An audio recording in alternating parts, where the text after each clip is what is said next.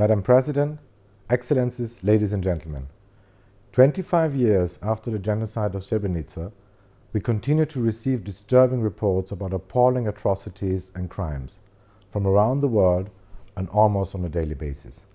In November, more than 600 civilians were massacred in Mai Kadra in the Tigray region in Ethiopia.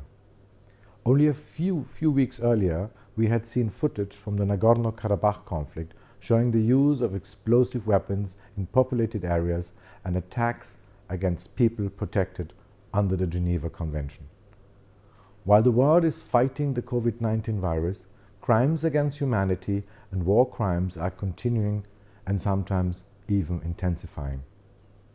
Since the outbreak of the pandemic, several new conflict zones have emerged, such as in Ethiopia and Nagorno-Karabakh, in addition to protracted conflicts like Syria or Yemen. These conflicts are currently outside the judicial reach of the ICC, and this is simply unacceptable for us. More than ever, we need to stand up for the universality of the Rome Statute. Perpetrators must never be led to believe that they are safe from prosecution. They must not believe that they can hide in the shadow of our fight against the pandemic. Therefore, this assembly has to send a very strong message. The COVID-19 pandemic must not become a pandemic of impunity.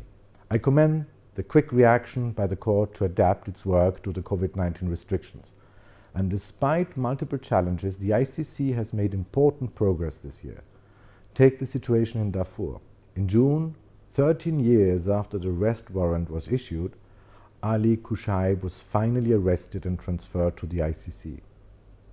Former President Omar al-Bashir, the first head of state ever charged by the ICC, is now imprisoned in Khartoum. And in October, we witnessed the first visit of an ICC prosecutor to the Sudanese capital. These examples send a very clear message to perpetrators anywhere in the world.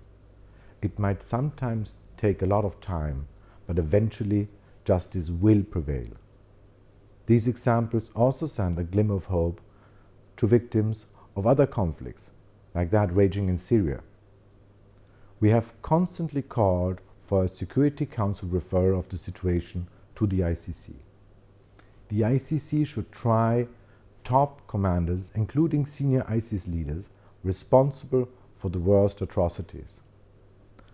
And for the thousands of mid-level and lower-ranking perpetrators, including foreign terrorist fighters, a special tribunal should be established in the region. Ladies and gentlemen, of course, nobody is perfect, and this applies to the court too. It must constantly strive to improve its efficiency and to implement reforms. However, we clearly oppose any sanctions and any other restrictive measure against the court, its members, and its staff. The court must always be able to work freely and independently without outside pressure or interferences.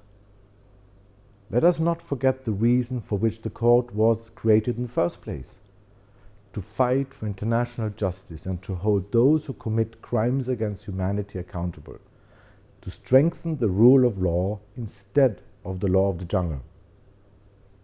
And I can assure you that Austria will continue to do its utmost to assist the court in realizing this essential mission.